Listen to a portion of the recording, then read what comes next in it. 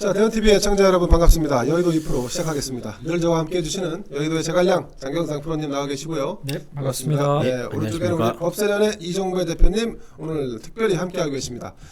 여러분, 명절 때가 되면 정치인들이 지역구를 챙기느라고 자신을 홍보하기에 바빠지게 마련입니다. 만나야 할 사람도 많고 꼭 챙겨야 할 행사도 많아지는데, 자, 4월 7일로 예정된 서울시장, 부산시장 보궐선거를 앞두고 후보들도 상당히 좀 바빠지고 있는 모습입니다. 제가 오늘 국민의힘의 서울시장 후보로 출마한 모 캠프에 있는 분들 가서 뵀더니 엄청 바쁘다고 하네요.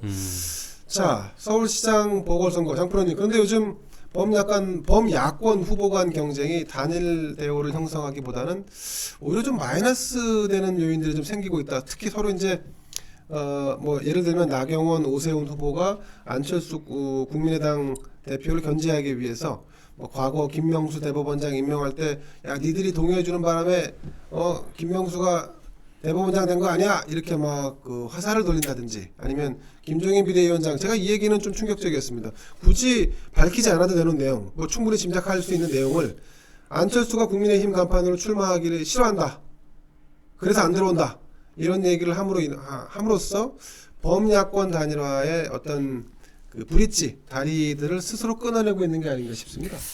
제가 얼마 전에 네. 그 좀 아시는 분한테 충격적인 얘기를 약간 들었어요. 충격이요? 예상되는 예. 이 자리에서도 몇 번 말씀을 드렸어요. 왜 예. 김종인 위원장이 저럴까? 예. 김종인 위원장 입장에서는 안철수가 돼도 예. 가야 되고 예.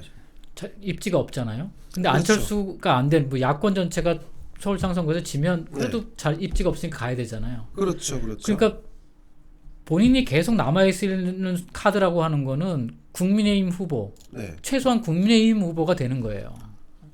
그러니까 이쪽 지정의 후보가, 그렇죠. 범야권 후보가, 범야권 후보가 국민의힘 후보가 돼야 되고 국민의힘 후보가 당선돼야 되는 거예요.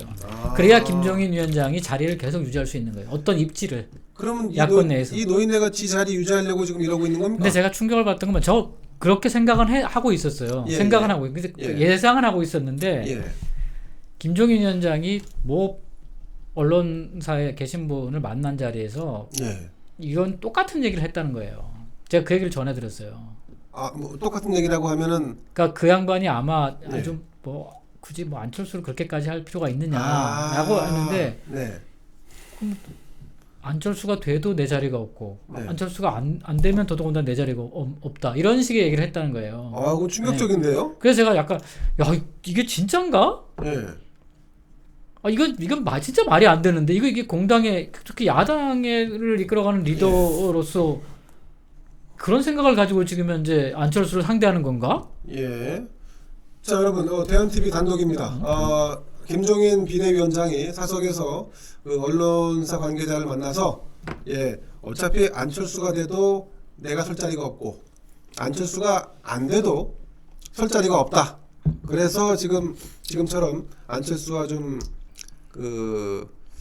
좀 긴장 관계, 대척 관계 이런 걸 설정하고 있다는 이런 뭐 어디까지나 전원이니까. 전원이니까. 근데 그 얘기는 몇 번 제가 이 자리에 했기 때문에 제가 그 얘기를 듣는 순간 그게 그렇게 뭐 그럴 수 있겠다 싶었는데, 그게 진짜 속내가 그런가?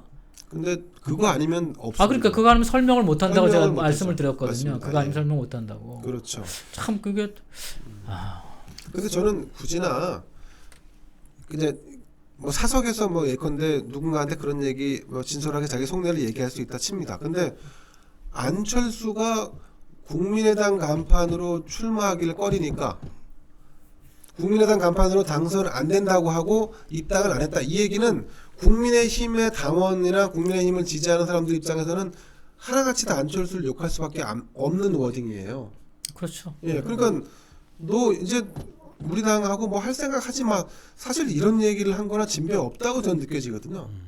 그래서 이게 좀 심각하다는 거죠. 자, 이종배 대표님 어떻게 보십니까? 저는 이제 뭐 이런 정치 쪽은 고발만 하다 보니까 잘 모르는데 답변을 하십시오.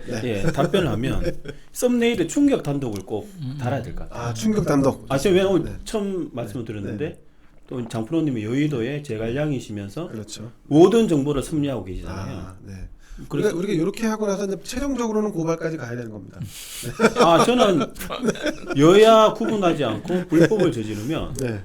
저는 이제 고발 그렇죠. 네. 이제 해야 되는데 근데 김종인에 대해서 어떻게 생각하십니까? 저는 이제 한 가지 말씀드리고 싶은 건 네. 1번 물러나야 된다. 2번 계속 아니 제가 그래도 시민단체다 보니까 예. 이게 이제 정치적으로 아, 그런 그렇죠, 부분에서 그렇죠. 이해해 주시는데 네. 근데 한 가지 제가 우려되는 네. 부분은 한 가지 제가 장프로님한테 좀 그 뭐 상담을 받아야 되는데 예. 상담을 어떤 게 있냐면 네. 그 문재인 정부가 지금 너무 못하고 있잖아요. 그렇죠. 그렇죠. 예, 예. 네. 못하고 있죠. 예. 진짜 못하고 있잖아요. 네. 저는 역대 최악이라고 보거든요. 그렇죠. 네. 제대로 되는 게 지금 뭐가 있습니까? 한번 말씀해 보십시오. 죄송합니다. 없다고 생각. 제대로 되는 거는 뭐 문재인의 검찰 장악, 사법 나라 장악, 나라 입장에서는 없는 거죠. 예. 아니 나쁜 거는 당연히 잘하고 있는데 네, 네, 그거는 네. 국민을 더 힘들게 하는 거니까 그렇죠, 뭔가 그렇죠. 네. 아무것도 없는데 네. 지지율이 지금 뭐 40%, 35%, 예, 40% 그렇죠. 하고 있고 네. 그리고 이렇게 잘못하고 있는데도 네. 그 국민의힘 지지율은 네. 그러니까 문재인 대통령의 지지율이 뭐 60, 70에서 뭐 20% 빠질 동안 네. 국민의힘의 지지율은 한 22%도 안 올랐어요. 제자리 그렇죠. 갔다가 2% 그렇죠. 올랐다. 왔다 그렇죠. 갔다 네. 지금 그렇죠. 뭐 2, 3년째 계속 제자리만 왔다 갔다 거리고 있어요. 맞습니다. 그러니까 네. 원래 정상적으로 산술적으로 보면 문재인 정부, 문재인 대통령, 그다음 민주당의 지지율이 10%, 20% 빠지면 네. 다는 아니더라도 최소 반이라도 국민의힘으로 옮겨와야 되는데 옮겨오지를 않고 있어요. 아니 국민의힘으로 갈 이유가 없죠. 국민의힘이 그래서 제가 네, 면담을 좀 해야 되는데 네. 저는 근데 좀 충격을 받았는 게 네.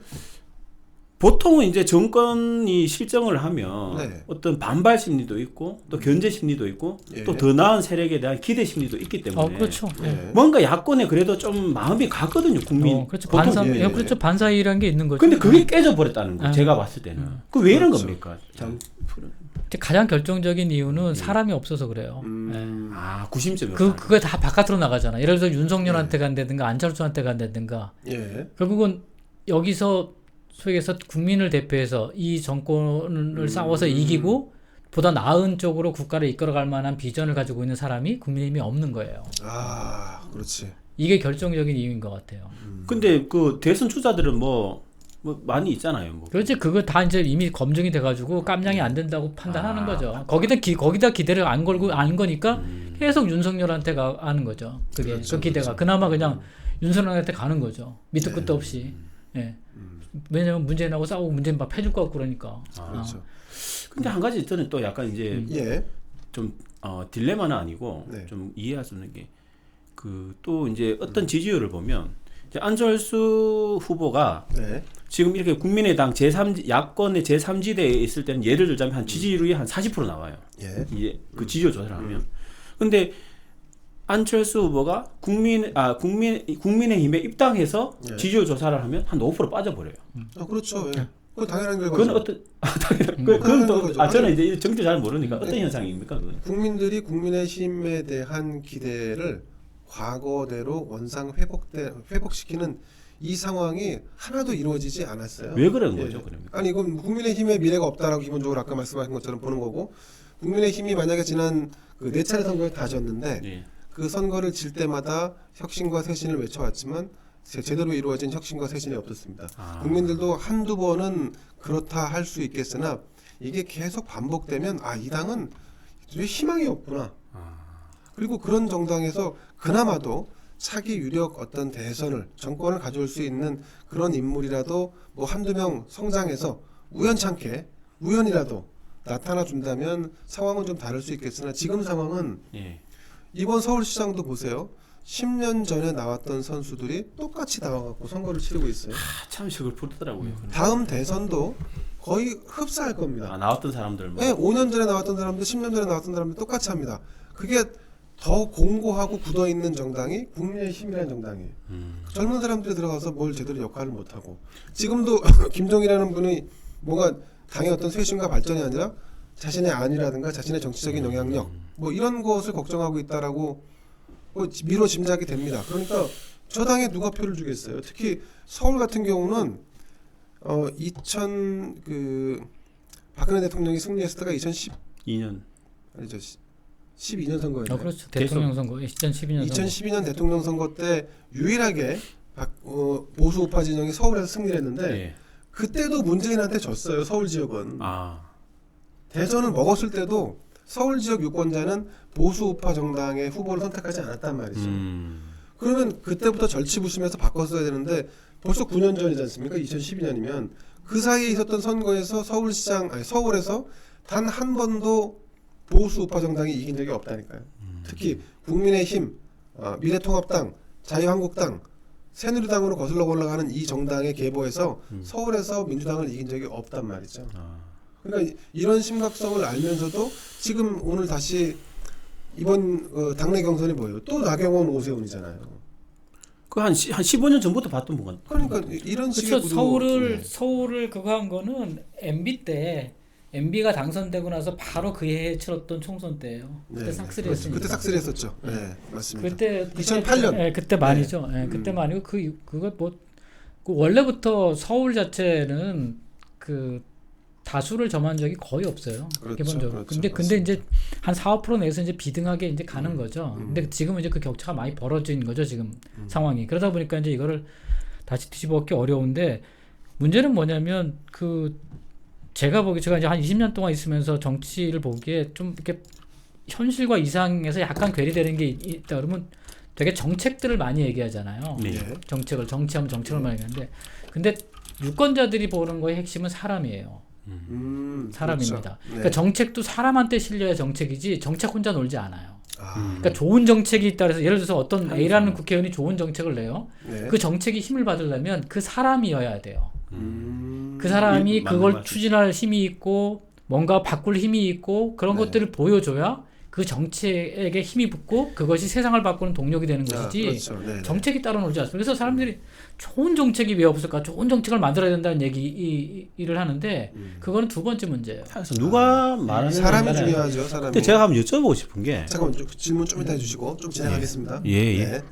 한국 리서치 여론조사 기관 조사에 따르면 여야 서울시장 후보 가운데 적합도 조사를 했습니다. 이거는 나래비로 쭉 세우는 겁니다. 그러니까 정당 구분하지 않고 이를테면 1번부터 10번까지 쭉 세워 조사를 했는데 민주당 박영선 후보가 25.8%로 1위로 나왔습니다. 자, 민주당 후보가 단 2명인 탓도 있겠지만 국민의힘 안철수와 무소속 금태섭을 제외하고 나머지 4명의 지금 현재 국민의힘 서울시장 후보 적합도 수치 이걸 모두 더해도 박영선 우상호를 더한 합보다 낮게 나옵니다. 이 얘기인즉슨 범야권 후보 단일화가 성사되지 않으면 그 적전 분열상 때문에 서울시장을 박원순 때문에 치르는 서울시장을 다시 민주당에 내줄 수도 있다는 얘기지 않습니까? 그렇죠. 예. 아니, 이게 그거는 네. 지금 이게 여러 번 말씀드리지만 이번에 그 엠블레인하고 한국리서치하고 이제 예. 2월달 첫째 주 이제 주에 이제 조사가 나왔는데 예. 보면 계속 이제 지난번에 제가 40대 얘기를 말씀드렸는데 예. 그 40대 경쟁력에서 나경원하고 오세훈은 안철수한테 게임이 안 돼요. 제가 말씀드린 40대 경쟁력을 갖춘 사람이 후보가 돼야지만 그나마 쟤네들의 전선을 조금이라도 균열을 가고 그렇죠, 가져올 수 있다. 근데 맞습니다. 그 네. 경쟁력 면에서 이미 박영선한테는 게임이 안 되고 그나마 안철수가 네.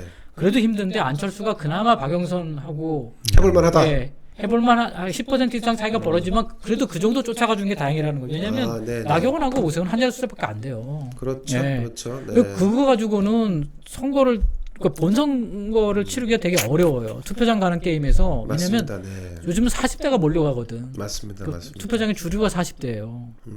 그래서 여기를 어떻게든지 간에 좀 그래도 견제를 할 수 있는 사람이 투표에서 우리가 후보자로 가야 네, 네. 그래야 경쟁이 되는 것이지 그러지 맞습니다. 않으면 네. 그 격차는 더 벌어진다. 제가 말씀드렸잖아요. 투표장에 가는 싸움이기 때문에 여론조사가 더 벌어진다고. 맞습니다. 네. 저 장프로님 말씀 따라 여론조사기관 엠브레인이 조사한 결과에 따르면 서울시장 양자대결 구도에서 안철수만이 유일하게 민주당의 박영선을 이기는 것으로 나타납니다. 46대 37 정도로 한 10%포인트 정도 벌어져 있는 거죠. 그런데 박영선은 나경원과 오세훈에게는 모두 이기는 걸로 나옵니다. 이 3자 대결 같은 경우 여기 이제 박영선이 유리하게 나옵니다. 이건 누구나 다 예측 가능한 겁니다, 지금. 자, 박영선 34, 안철수 30, 나경원 18. 그러면 첫 번째는 후보 단일화이고, 그리고 이 두 번째는 아까 말씀하신 40대를 겨냥해서 표를 흔들 수 있는 그런 후보여야 된다. 그러면 답은 나와 있습니다. 아, 그렇죠. 예. 네. 안철수로 나와 있는 거죠. 아니 근데 이제 포인트가 네. 예. 이제 안철수랑 박영선이랑 이제 양강 구도가 되면 그나마 승산이 있다는 건데 네. 근데 여기서 포인트 그러면 안철수가 네. 국민의당으로 나온다는 겁니까? 국민의힘으로 아니, 나온다는 겁니까? 범보수 야권 후보 단일 후보로 나오는 거죠. 근데 단일 후보도 네. 안철수가 입당을 해서 그 후보가 돼도 단일 후보인 거고 국민의당에서 그게 후보가 이제 돼도 되는 아니, 거고. 그게 4번, 그 2번이냐 4번이냐 문제가 있죠. 네. 번호를 정하는 문제만 있을 뿐 그렇게 되면 사실상 내년에 있을 대선으로 가는 길목에서 당이 이제 하나로 뭉쳐지는 거죠. 이번 아니, 그러니까 그러니까. 지금 이 대표님 말씀은 이제 지적은 네. 일리가 있으세요. 그러니까 2번을 안 달라 그래요 안철수가. 그래서 4번으로 나가는 거지. 그렇지. 단일 후보가 되면 국민의힘하고 국민의당하고 후보 단일을 하잖아요. 그러면 만약에 안철수가 이기면 국민의당 후보가 되는 거예요. 아, 네, 국민 최종적으로 4번으로 네, 나가는 4번으로 나가는 거죠. 네. 두 당이 합당을 하거나 뭐 그런 일이 벌어지지 않으면 4번으로 나가는 거예요. 국민의힘 후보가 되면 2번이 이제 단일 후보가 되는 거고 그런 게 문제가 있죠. 사실 뭐 합당을 하는 게 사실 이렇게 뭐 어쨌든 단일 후보를 정한 다음에 합당을 하는 게 순리이긴 하겠으나 시간적 문제에 부딪히는 거 아닙니까? 그러니까 아니, 시간적 문제라기보다 그렇게 하면 안 돼요. 안 돼요? 왜냐하면 네. 제가 이제 그 문화일보 엠브레인 조사를 보면 예. 양자 댓글로 보면 네. 국민의힘으로 나가면 안 되는 거예요? 40대에만 보면 네. 박영선 그러니까 나경원하고 오세훈은 박영선이 나경원하고 오세훈하고 붙으면 60%가 나와요. 40대 경우. 지지율이. 네. 네. 그나마 박영선 안철수가 그리고는 나경원하고 오세훈은 20%대야. 40대 지지율. 근데 그나마 박영선하고 붙어야 네. 박영선이 50% 중반대로 떨어지고 안철수가 30% 중반대가 나와요. 40대가. 아 그렇군요. 근데 그리고 여기서 포인트 한 가지가 네. 이제 이렇게 나오면 저는 개인적으로 네. 뭐 1대1로 붙는다고 하더라도 네네. 여론조사상으로 저는 한 뭐 최소 5%에서 한 10% 이겨야 해볼 만한 그렇죠. 싸움이라고 예, 봐요. 예. 10% 정도 이겨야 10% 이기니까 우리 이겼다 이게 아니라 한 10% 정도 이기면 그렇죠. 그러면 붙어. 왜냐하면 지금 서울시 25개 구 중에 24개가 민주당이에요. 아, 그렇죠. 그럼요. 이 엄청난 선거에 있어서는 엄청난 거거든요. 정확히 보셨어요? 예. 아니 뭐 다 그래요. 네, 선거 국회의원도 운동 그렇고 예. 시의원도 그렇고 심지어 구의원도 예. 다 민주당의 장악을 한 상황. 하장하겠잖아요. 그렇죠. 근데 그게 선거에서 엄청난 힘을 발휘해요. 아 그렇죠. 그게 아까 말씀드렸지만 투표장 가는 싸움에서는 예. 절대적으로 유리합니다. 그래서 여기서 예를 들어서 뭐 야권 단일 후보가 네. 여권 후보에 한 10% 정도 앞서면 아 우리 한번 해볼만 하겠구나 정도의 구도지. 그렇죠. 또 엇비슷하다 이건 진 거예요. 아 제가. 그렇죠. 지금 이 정도 나와야 돼요. 지금 네. 이번에 엠브레인 나왔듯이 37.7대 46.6 이 정도 나와야 해볼만하다. 해볼만 하다가 되는 거죠. 그래서 이제 10% 갭을 뛰어넘어야 된다고. 예. 왜냐하면 지금 열린민주당하고도 통합하고 정의당이 안 나오잖아요. 예. 얘네들이 가지고 있는 게 서울에서 딱 10이에요. 그리고 네. 또 한 가지 제가 이제 나름대로 예, 예. 이거 정치 문제는 아닌데 예. 하자면 이제 앞으로 절대 자범이 없어야 돼요. 자범 있을 때마다 지표가 1%씩 깎인다고 보면 돼요. 그럼 일반적인 문제도 국민의 있긴 제가 서울 시민의 시각으로서 보는 거예요. 물론 이제 자범이 없이 아주 나이스하게 가면 좋은데 사실 또 자범이라는 것이 어떨 때는 또 에너지를 만들고 그게 옛날 얘기였어요. 네. 보수가 정상적일 때. 정상적일 때는 뭔가 이제 같이 뭐 이명박 박근혜 대통령 후보실에 싸우고 해도 뭐 그럼, 압도적 그렇죠. 승리 있잖아요. 그건 옛날 얘기예요. 베이스가 워낙 그래요? 튼튼하니까. 지금은 구도가 바뀌어서 보수와 싸우면 완전 꼴보기 싫은 게 더 꼴보기 싫게 돼요. 또 그런 경향이 있구나. 네. 그러니까 충분히 그럴 수 있습니다. 아, 왜냐하면 그 주인이 미우면 네. 그 집 마당에 개도 미워요. 그렇죠. 그래 과거에 보수가 건강하고 힘이 있을 때는 싸우더라도 아이고 뭐 자기들끼리 저러다가 또 뭐 잘 되겠지 이런 생각인데 네. 보수의 기반이 무너졌기 때문에 싸우잖아요. 또 정신 못 차려. 그렇죠. 이제 넉넉한 집안에서 싸우면 뭐 그렇지만 없는 집에서 싸우면 쪽박해지는 그렇죠, 거죠. 맞습니다. 그냥 이제 저는 시민이 안 사는 그래서 그렇죠. 충분히 그렇죠. 지금은 저는 개인적으로 네. 뭐 충고를 하자면 물 밑에서 해야 돼, 물 밑에서. 해서 짠하고 우리 뭐 했다 뭐 이렇게 해야지 뭐 계속 뭐 노이즈 마케팅 이런 거 안 통해요, 제가 봤을 때 지금. 그것도 옛날 얘기예요, 그런 거. 그것도 잘 고려를 해야 되겠네. 그러니까 40대를 대표하시기 때문에 아, 그렇구나. 40대 시구나.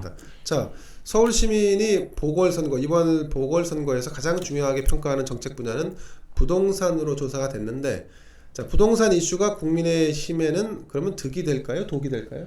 저거는 독도 안 돼요. 안 돼요? 아무것도 안 돼. 네. 아, 예. 저거는 네. 그러니까 부동산 이슈라고 하는 거는 네. 어차피 이제 공급 사이드 그러니까 이쪽도 주장할 수 있는 게 공급밖에 없어요. 근데 본질은 세금의 과세에 있는데 예. 과세는 아무도 못 건드려요. 이재명만 건드리죠. 과세는 과세는 못 증세하자고. 건드려요. 게다가 국민의힘에서는 그 과세에 대해서 이재명식으로 접근할 수가 없잖아요. 그렇죠. 안 되죠. 네. 그래서 저는 개인적으로 정책으로는요, 뭐 정책 싸움은 해야 되지만 정책 싸움은 안 돼요. 예를 들어서 부동산 뭐 하겠다 그러면 민주당이 더 큰 거 내놓으면 어떡할게요? 그러면 시민들은 누구를 더 신뢰하겠어요? 실질적으로 정책을 실현할 수 있는 힘을 가진 쪽에서 하는 말을 믿겠습니까? 아니면 아무 힘도 없고 능력도 없는 쪽에서 하는 정책을 믿겠습니까? 정책으로 뭘 하겠다 이거는 들어지도 않아요. 제가 봤을 때는 주제 파악하고 겸손해야 돼요. 아 그렇군요. 저 개인적인 아니, 생각. 그러면 좋은 말씀이세요. 근데 그렇다 하더라도 부동산 대안은 뭐 내놓긴 해야 되지 않습니까? 그래 이거는 이제 지역적이라고 저는 보는 개인적으로 봤을 때 왜냐하면 저는 개인적인 생각인데 어떤 게 있냐면 옛날에는 그게 먹혔어요. 뭐 이명박 747 박근혜 대통령 뭐 줄푸세 이런 거는 기존의 보수가 해왔던 것들 보여줬던 것들이기 때문에 747 하겠다 그러면 믿어줬었어요. 아 뭔가 여기서 세금 깎아주고 뭔가 경제 살리겠구나. 또 박근혜 대통령은 뭐 신뢰의 정치 원칙의 정치 하니까 줄푸세 하니까 아 뭔가 그렇게 하면 내 삶이 나아지겠구나 믿음이 있었는데 그 보수 기반 다 무너졌죠 신뢰가 지금. 그래서 무슨 보수 뭐 하겠다 그러면 콧방이 껴요. 아니 힘이 없잖아요. 뭐 그리고 또 한 가지가 제대로 한 게 보여준 게 뭐 있어요 지금? 탄핵 이후로 뭐 정책을 하나 실현시켜 봤습니까? 뭘 한번 치열하게 가치나 정책을 싸워봤습니까? 아니 해본 게 뭐 있는지 한번 말씀을 해보세요. 그러네. 아무것도 없어요 해본 게. 뭔가 한다는 걸 보여줘야 그 다음에 하겠다 그러면 믿어주는 거지. 그렇지. 지금까지 아무것도 안 했다가 느닷없이 우리 뭐 부동산 하겠다. 호빵이가 나오는 거예요. 그래서 저 얼마 전에 죄송합니다. 나경원 후보가 그 욕을 많이 잡혔잖아요. 근데 저는 그거는 괜찮다고 봐요. 네. 왜 괜찮다고 보냐면 제가 말을 너무 많이 아니, 좀 많이 하는 편입니다. 네. 아닙니다. 이거는 지금 저는 40대 의견이 제일 네. 중요하니까. 저는 근데 그거는 괜찮다고 보는 게 제가 이제 정치 확대 운동을 하잖아요. 네네. 대입 정치를 확대하는 운동을 하는데 그 좌파 이제 진보 단체에서는 막 정치 축소하라 그래요. 뭐 애들 요즘 시대가 어떤 시대인데. 아니 정치 얘기 말고. 아니 그 예를 들자면. 근데 저는 그 반대층 얘기를 굉장히 경청을 해요. 마찬가지로 뭐 나경원 대표가 이게는 뭐 좌파 정책 같은 거잖아요. 물론 저는 동의는 안 하는데. 그러니까 이제 나경원 서울시장 후보가 내놓은 이제 얼마 전에 정책을 내놓은 게 이제 이게 아마 그 뭐 인구가 워낙 줄어드니까 그런 관련 정책으로 서울에서 결혼 생활을 시작하면 뭐 4,500만 원. 그 다음에 서울에서 결혼 생활을 하고 애까지 낳으면 또 추가로 4,500만 원. 여기에 이 금리 우대 뭐 이런 걸 통해서 또 얼마 이렇게 준다고 이제 발표를 한 거죠. 했는데 저는 그걸 어떻게 보냐? 저는 반대를 해요. 제가 이제 생각하는 가치나 정책은 완전 반대인데 그런 의제를 던졌다는 것 자체로 저는 뭐 괜찮다고 봐요. 그렇죠. 부동산 정책으로 던진 거니까. 왜냐하면 거기에 대해서 뭐 이게 나경영이다 이런 논쟁도 저는 괜찮다고. 그나마 보수가 그런 의제를 던지고 거기에 대해 정책으로 지금 뭔가 말을 주고받고 있는 거잖아요. 그걸 노리는 거니까. 부동산 정책은 또 안 된다면서요 또. 예? 부동산 정책은 또. 그게 이제 결정적인 이제 아니 그러니까 거는 그렇게 이제 던지 자체는 괜찮다는 거예요. 그래요? 그게 뭐 어떤 표심의 큰 그건 아니지만 아니 그걸 어떻게 평가하냐고 물어보시길래 그렇게 던지는 건 괜찮다고 그러는 거예요. 그게 그걸 던졌으니까 당선된다 이건 아닌데. 그렇죠. 정책이 결정적으로 좌우하지 않을 거라는 말씀은 뭐 맞는 말씀이시고. 뭐 진짜 근데 죄송 행정수설 이게 이제 정책이 사실 중요해요. 생각보다는. 왜냐하면 우리가 보수 우파 정당이라고 하는 것을 그나마 내세워서 알릴 수 있고 한 분야는 사실 정책밖에 없어요. 안 그러면 민주당과 별 차이가 없어요. 거의 비슷하거나. 우리가 뭐 정의당이 아닌 이상 그 색깔을 좀 내는 측면에서 정책을 좀 보여줄 필요가 있는데, 근데 이제 제가 이 얘기를 드린 이유는 사실은 여론조사에서 거의 한 50%가 이번 서울시장 선거에서 가장 영향을 많이 끼칠 것으로 보는 뭐 분야가 뭐냐 했을 때 부동산 정책을 꼽았어요. 서울 시민들이. 그러면 보수 세력에서는 부동산 정책 어떤 걸 내놓은 게 있나요? 아니 보수 세력은 그래서 부동산 정책을 우리가 집권여당이 아니기 때문에 부동산 개발 규제 완화예요. 네. 그러니까 이게 지금 똑같아. 아니 그러니까 그거는 별 차이가 없어요. 그러니까 뭐 그런 걸 지금 말씀드리는 현재 거고. 얘네들이 정책을 바꿨기 때문에 얘네들이 정책을 바꿨잖아요. 그동안의 정책. 그러니까 김현미 했을 때하고 바꿔버렸어요. 그래서 이제 확 만드는 걸로 짓는 걸로. 그래서 제가 혹시 오해하실까 하는데 정책은 얘기를 해야죠. 뭐 정책 얘기를 하는데 이제 그게 이제 제가 봤을 때는 이게 뭐 물론 제가 참 잘못하되 오해하실 수 있는데 물론 정책을 정말 서울 시민을 위한 정책을 발표하는 건 맞는데 지금 이제 이 구도에서 이게 뭐 큰 어떤 그렇죠. 그것이 결정적인 결정을 좌우하지 그런 않겠다라는 좀 입장이신 안타까우면서 말씀드립니다. 왜냐하면 저도 늘 얘기합니다. 그거 동의합니다. 이게 효과가 있으려면 그 전에 뭔가를 치열하게 그렇죠. 치열하고 보여줬었어야 돼요. 우리는 말하자면 우리는 하려면 한다는 세력이야. 그래서 우리 부동 정책 말했지만 우리 할 수 있어. 그런 걸 그 전에 뭔가를 보여주고 말을 했으면 이게 뭔가 좀 먹힐 수 있는데 뭐 그런 아쉬움이 있다는 그 말씀을 드리는 거죠. 자, 정의당은 서울시장 후보를 내지 않기로 결정을 했습니다. 열린민주당 김진애 후보도 결국에는 민주당의 박영선과 단일화를 할 것 같은데 문재인 정권의 실정, 정권 심판론에도 불구하고 다시 국민의힘으로 이번 선거를 과연 승리할 수 있겠는가 하는 회의론이 나옵니다. 우리 장프로님, 좀 전에 우리가 그 얘기를 했습니다. 2번이냐 4번이냐 얘기를 했는데 그냥 최악의 경우에는 국민의힘도 나오고 안철수도 나오는 1번이냐 2번이냐 4번을 찍는 이런 게임으로 갈 수도 있습니다. 그런 구도는 그냥 필패예요. 왜냐하면 지금은 이미 그 단일화라고 하는 기대치를 만들어놨기 때문에 그 대부분의 사람들이 단일화를 전제로 해서 지금 기대를 거기다 실어놓는 거예요. 근데 그렇죠. 똑같아요 이거. 그게 만약에 안 되잖아요. 그러면 빠지는 거예요. 사람들이 실망감이 더 커지는 거죠. 똑같아요. 그러니까 예를 들어 윤석열한테 기대치를 채워놨는데 윤석열이 나 대선 안 나와요. 그러면 그건 그냥 그 순간 넘어가는 거예요. 그렇죠. 똑같은 현상이기 때문에 지금 단일화를 되돌린다고 하는 거는 그냥 선거를 지겠다는 말과 이꼬로예요. 근데 걱정이네요. 어떡하죠 이거?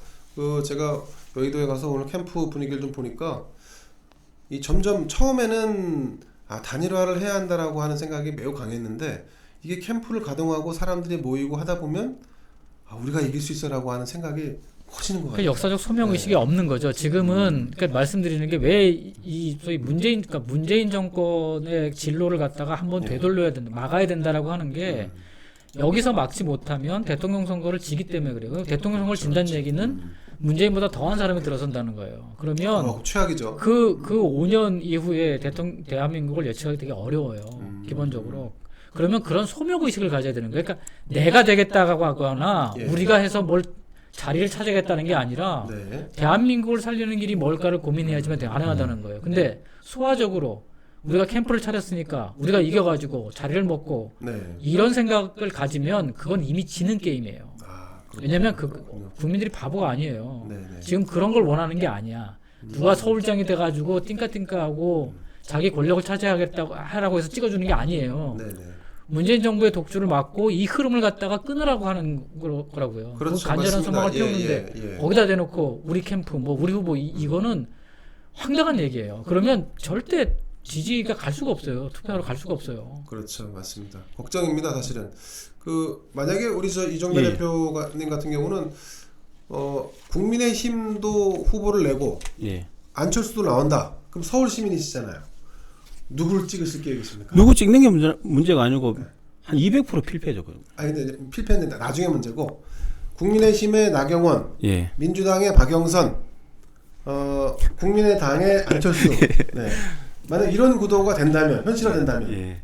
제가 시민단체를 하다 보니까 죄송합니다. 이게 이제 잘못 또 이제 선거법 위반이야. 했다가 선거법 위반. 또 이제 다음에 있는 대깨문들이 국민의힘 끈앞풀이다, 어느 정치인 끈앞풀이다, 또 이런 댓글이 달리니까 좀 이해해 주시고. 저는 그냥 늘 말씀드리지만 딱 그 선거에 들어가는 마지막 파이널 여론조사 나오잖아요. 그걸 보고 훨씬 가능성이 있는 사람을 찍을 수밖에 없어요. 근데 저는 개인적으로 3자 구도는 무조건 진다고 봐요. 이길 수가 어렵죠. 없어요. 왜냐하면 여기 민주당은 근데 3자 구도를 해도 이긴다고 하는 분이 계십니다. 근데 어떤 근거인가요, 그게? 김종인 비대위원장이 오늘 나왔잖아요, 뉴스에. 아니요. 그러니까 그건 말은 추정을 할 수 있는데. 오늘 나왔어요, 뉴스에. 빅데이터. 빅데이터가 있다고. 그런 여론조사가 있다고. 그러니까 여론조사가 아니죠. 빅데이터를 돌려봤더니 근데 저도 빅데이터를 많이 돌리거든요, 요새. 빅데이터를 많이 돌려서 보는데 다른 일 때문에 보는데 그런 거를 그러니까 빅데이터라고 하는 거는 조회수부터 시작해서 댓글에서 언급수, 그다음에 감성 분석이라고 해서 긍정 부정 분석 이런 것들을 쭉 하거든요. 그 어디에도 난 그런 거 본 적이 없어. 국민의힘이 유리하다는 걸. 저는 3자 구도 나오면 네. 이제 예측을 하자면 네.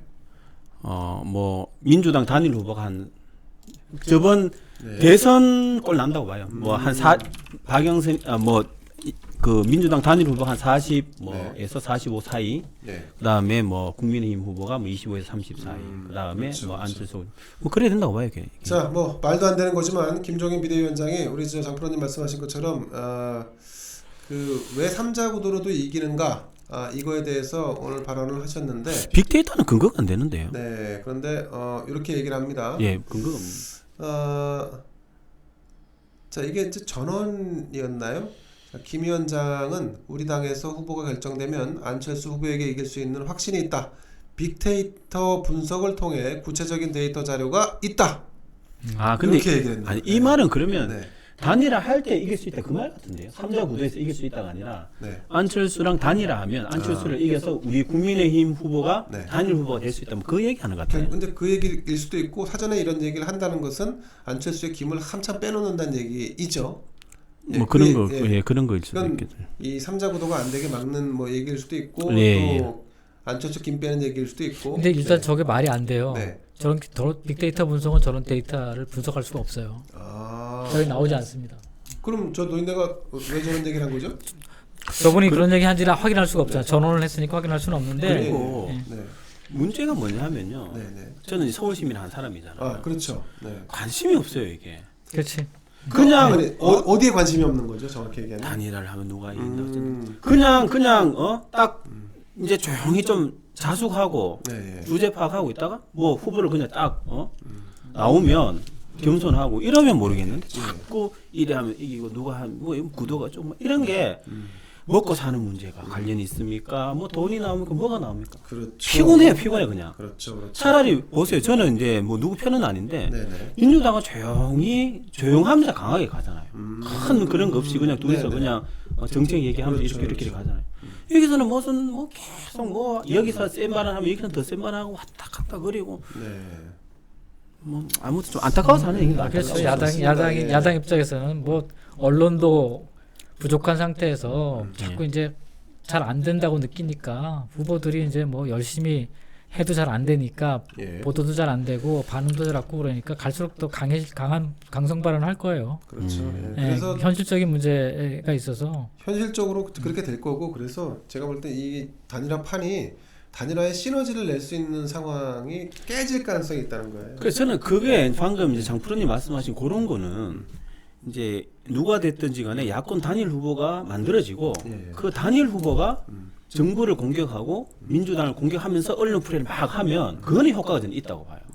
그런데 같은 이렇게 범진영에서 자기들끼리 내가 낫고 누가 낫고 구도가 어떻게 하면 어떻게 그렇죠. 하면 예. 이런 얘기하니까 피곤한 거예요. 아 그렇죠. 그거는 네. 후보가 정해져 그 후보가 뭐 문재인 상대로 뭐 들어눕든지 싸우든 이러면 공감을 하죠. 왜냐면 이제 문재인한테 반감이 있는데 속 시원하고 뭐 그런 거예요. 자기들끼리 찔거 뽑고 뭐예요. 근데 이제 그 전에 이제 이런 게 있죠. 이제 현실적으로 예.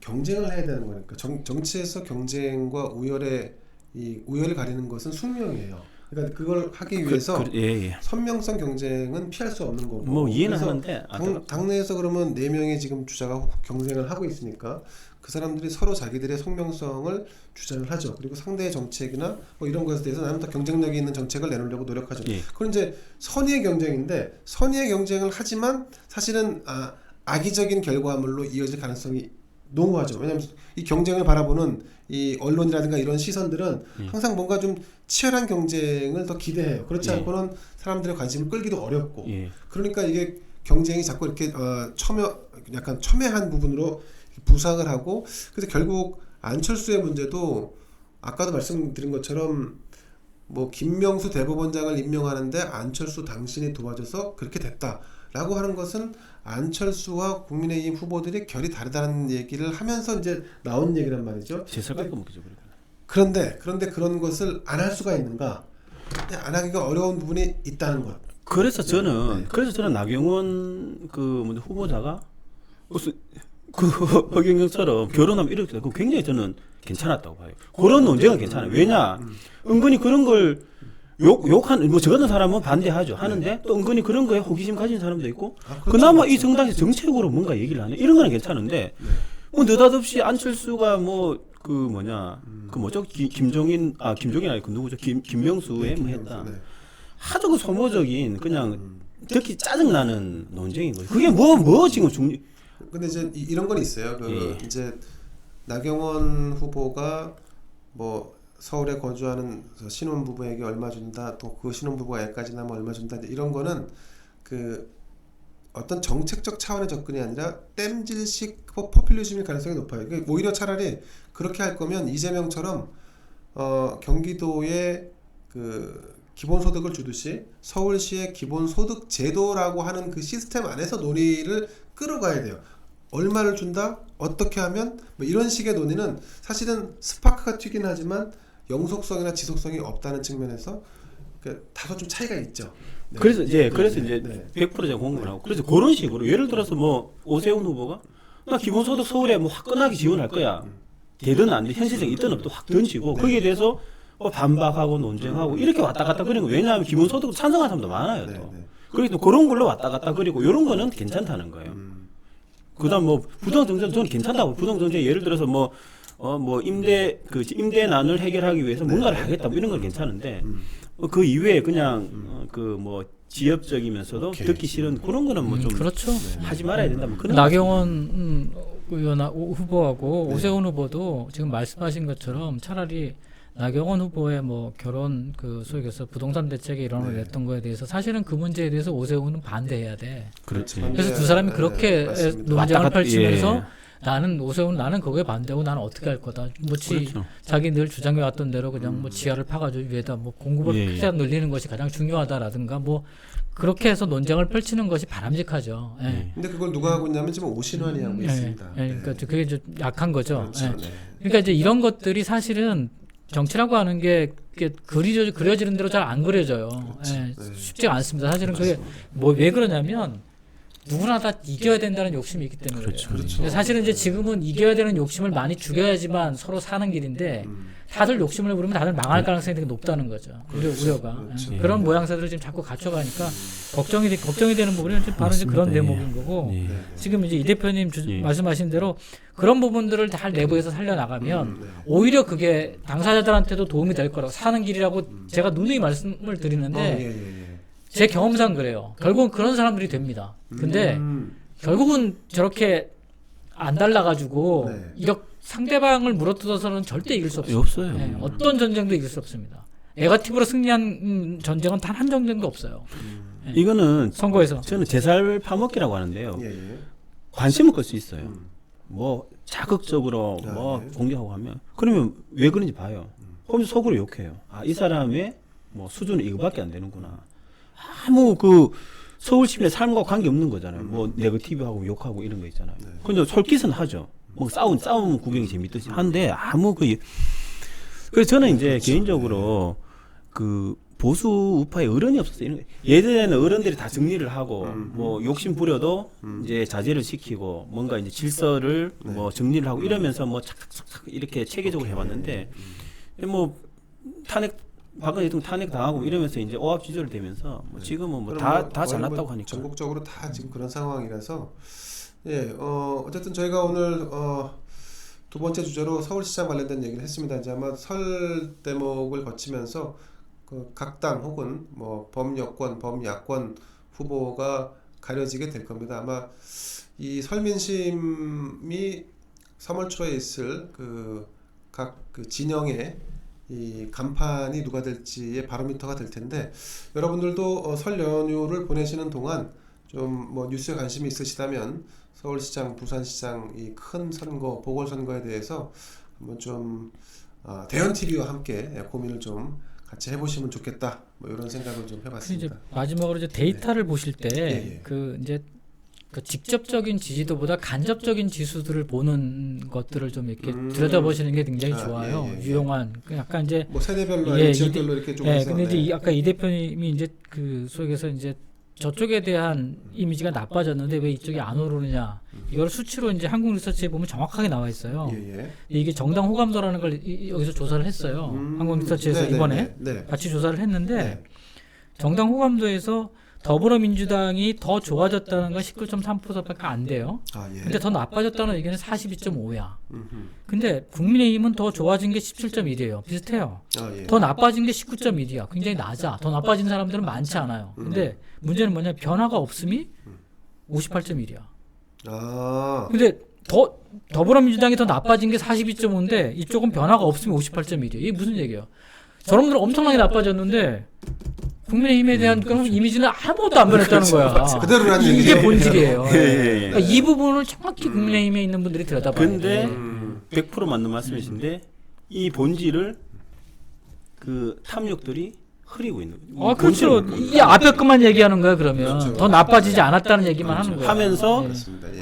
잘하면 내가 될 수 있겠지 이러면서 본질을 감추고 계속 앞에 것만 계속 주장하면서 그러니까 삼자구도 이길 수 있어. 이 정당 지지도라고 하는 거는 그 적극적으로 정치적 의사를 표시하는 분들은 이거를 보면 돼요. 근데 적극적으로 의사를 표시하는 분들이 되게 많아요.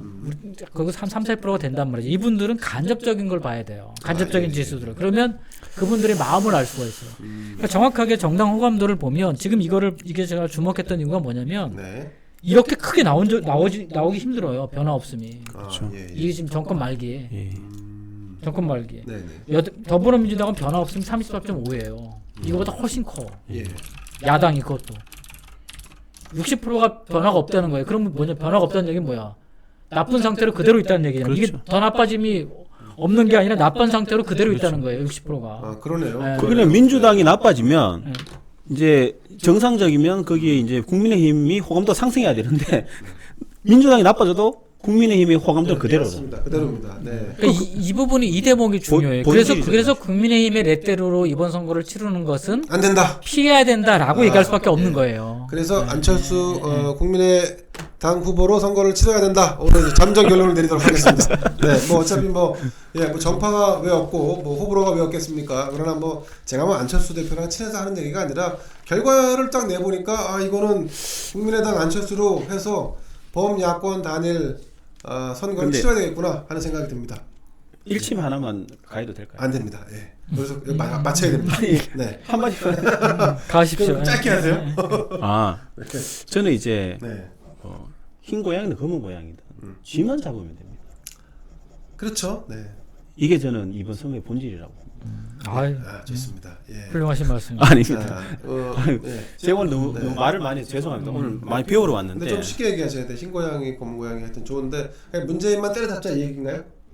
제가 시민단체하다. 시민단체하다고. 이제 지금의 나라의 기우는 구군을 여기서 끊어야 된다. 이 안 좋은 흐름을 끊어야 된다. 이렇게 하시면 되죠. 뭐. 예, 좋습니다. 네. 죄송합니다. 아유, 괜찮습니다. 답변을 드려야 돼요. 잘하셨습니다. 자, 여러분, 서울시장 관련된 주제 여기서 마치도록 하겠습니다. 감사합니다. 네, 고맙습니다.